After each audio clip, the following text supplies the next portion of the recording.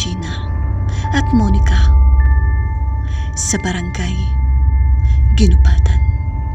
Bata pa ang gabi kung tutuusin, subalit napakadilim na buong paligid.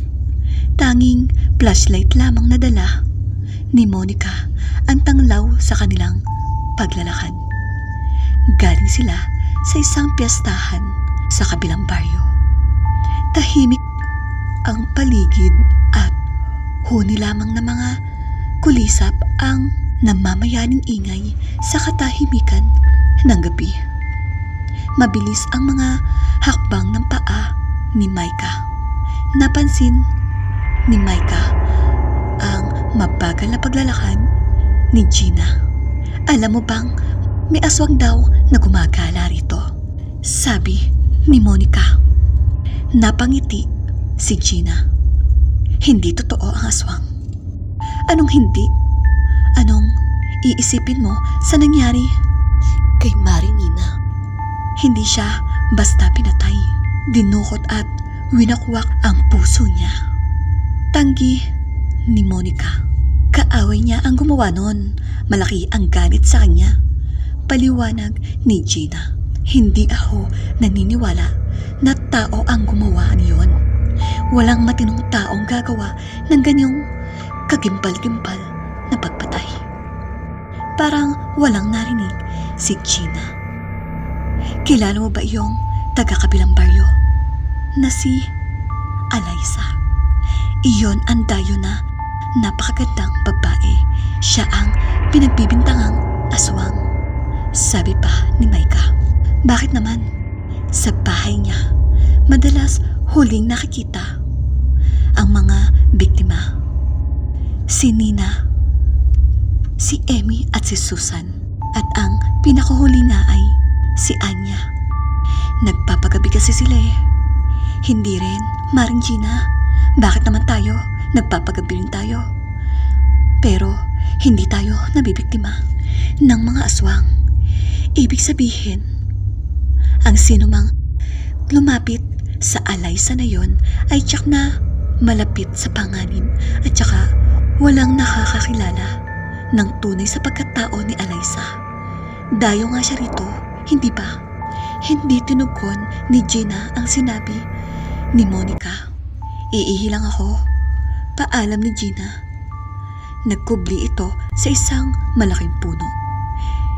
Iniwan ni Gina si Monica. Mare, bilisan mo naman.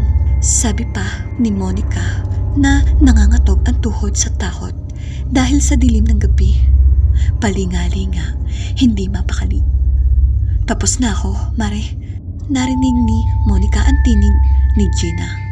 Pagharap ni Monica, nakita niya ang kakaibang talim ng mga mata ni Gina. Mare, napalitan ng tawa ang matalim na mga mata ni Gina. Hindi ko akalain na ganyan ka kaduwag. Mare, tinakot lang ni Gina si Monica. Hindi naman magkandututo sa pagtawa si Gina. Ano ka ba naman, Gina?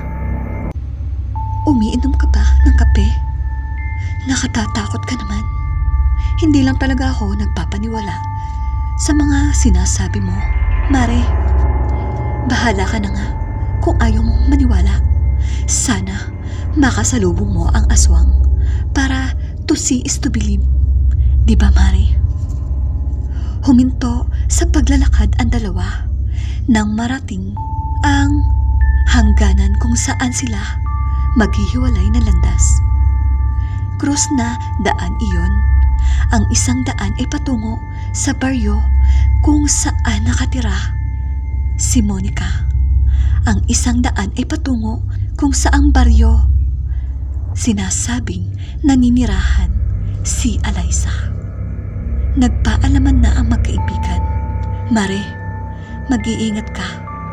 Direksyon ng baryo ng aswang ang dadaanan mo. Bilin pa ni Monica kay Gina. Ngiti lang ang itinugon ni Gina. Naglakad na si Monica patungo sa tatahaking daan. Aswang. Kalokohan ng mga aswang-aswang na yan. Bulong-bulong na wika ni Gina habang tinatanaw ang papalayong si Monica. Diretso lang sa paglalakad si Gina. Kampante, pasipol-sipol, pakanta-kanta pa. May 2 pares ng paa siyang nakita sa lupa. Umangat ang mukha ni Gina. Natigilan hanggang sa unti-unting bumakas ang pagkasindak. Matinding pagkasindak. Hindi siya makagalaw sa kinatatayuan. Hindi makapaniwala si Gina na kaharap ang babaeng pinagbibintangang aswang ng mga kababaryo. Ang babaeng sinasabing tumukot sa puso ni Anya at ng mga iba pang biktima. Aktong tatakbo si Gina para tumakas. Subalit nabunggo ito sa isang katawang malapad. Mas lalong nasindak si Gina. Hindi na ito nakahuma dahil tumarak na sa dibdib nito ang matalas na itak. Bumagsak si Gina sa lupa. Parang manok na nangisay. Pumupulandit ang dugo sa bibig. Nilapitan ng babae si Gina.